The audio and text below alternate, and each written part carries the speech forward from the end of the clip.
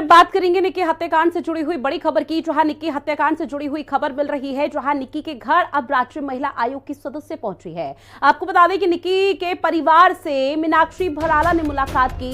परिवार को सख्त कार्रवाई का आश्वासन दिया गया है, दोषियों को नहीं बख्शने की बात कही गई है। तो बड़ी खबर, जहां आपको बता दें निक्की हत्याकांड को लेकर अब राज्य महिला आयोग की भी एंट्री हो चुकी है और जो राज्य महिला आयोग की सदस्य है मीनाक्षी भराला, वो फिलहाल निक्की के घर पहुंची। निक्की के परिजन, निक्की के माता पिता और उनके पूरे परिवार से मुलाकात की। साथ ही उनको आश्वासन दिया है कि इस पूरे मामले पर आरोपियों पर बख्शा नहीं जाएगा, कड़ी से कड़ी कार्रवाई होगी। तस्वीरें भी आपको उसी दौरान की दिखा रहे हैं, जहां मीनाक्षी भराला की तरफ से उनके परिवारजनों से बातचीत की गई। पुलिस भी वहां पर मौजूद रही गई और पुलिस से भी जानकारी ली गई है कि इस पूरे मामले पर किस तरह से तहकीकात फिलहाल की जा रही है। तो ये बड़ी अपडेट है निक्की हत्याकांड से जुड़ी हुई, जहां पर आपको बता दें कि निक्की के घर अब राज्य महिला आयोग की सदस्य पहुंची है। इस पूरे मामले पर एंट्री हो चुकी है।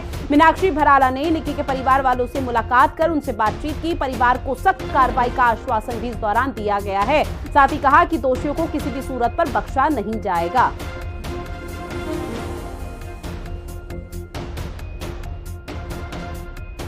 यहाँ पे निक्की के फादर हैं, उनसे भी बात करेंगे और जितने भी लोग दोषी हैं उनको जल्द से जल्द जेल भेजा जाए और जो दोषी नहीं है उन पे कोई ऐसी कार्रवाई ना हो जिससे कि उनको परेशानी हो, क्योंकि हम एक सभ्य समाज में रहते हैं। वहाँ इस तरीके की घटना होना आगे घटनाओं को बढ़ावा देता है। जैसे कि नीले ड्रम का मेरठ का केस हुआ, उसके बाद ताबड़तोड़ केस आने शुरू हो गए कि पुरुष के साथ वहाँ हुआ तो फिर सांप वाला आ गया तो फिर और आ गया। तो इस तरीके की घटनाएं और घटनाओं को बढ़ावा देती हैं। वो बढ़ावा ना मिले, ये घटनाएं यहीं थम जाएं। क्यों घरेलू हिंसा के नाम पर रोज महिलाओं के साथ अत्याचार हो रहा है?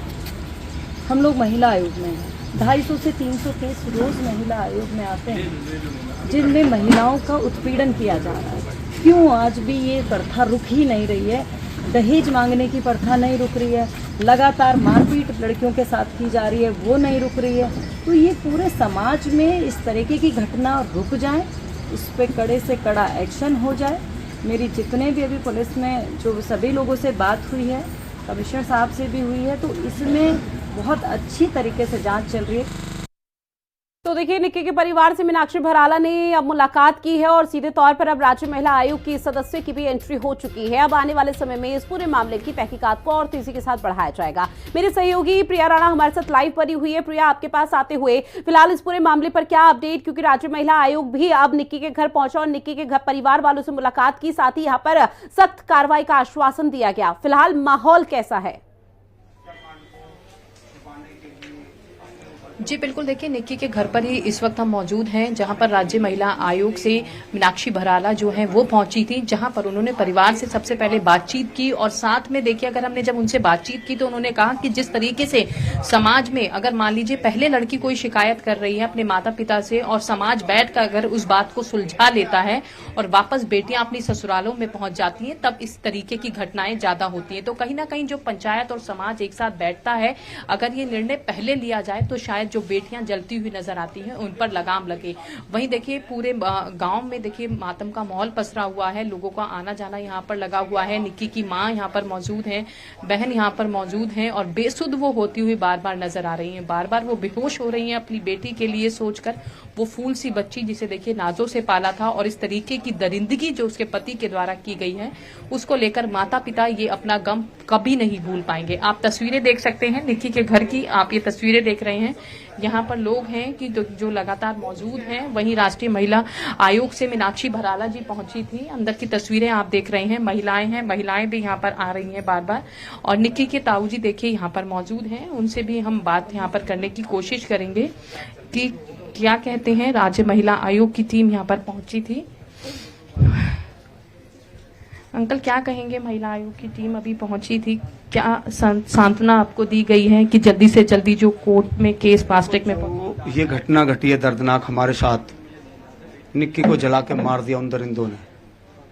तो हमारे पूरे परिवार की, गांव की, समाज की और जिन लोगों ने ये खबर देखी और सुनी, उन सबको जो रोष है, उनकी एक ही डिमांड है कि भाई जल्दी से जल्दी चार्जशीट दाखिल हो जाए, ताकि दोषियों को वो मौका, जिस तरीके से आप देख रहे हैं एक हफ्ते में तरह तरीके के बयान बदले जा रहे हैं, तो हम यही चाहते हैं केवल फास्ट ट्रैक कोर्ट में ये केस चले और 3 महीने के अंदर अंदर दोषी जो भी इसमें दोषी हों उनको कड़ी से कड़ी सजा मिले, और सजा इस तरीके की मिले कि आगे से अगर कोई भी इस तरीके से कोई घटना घटती है तो उस पर वो सोचे और उसकी रूह कांप जाए कि ये घटना करने से पहले मेरा अंजाम क्या होगा। हम पूरा परिवार, हमारा समाज ये चाहता कि ऐसे दोषियों को फांसी से कोई कम सजा ना हो। देखिए, परिवार चाहता है कि जल्द से जल्द फांसी की सजा हो। अंकल, क्या कहेंगे? आप लोग भी यहीं रहते हैं, इस तरीके से बेटियां अगर जलेंगी, आपकी भी बेटी होंगी, तो क्या कहेंगे? इनकी कड़ी से कड़ी सजा हो, दोषियों ने जल्द जल्द सजा दिया और ये चार्जशीट जल्द जल्द भेजी जाओ।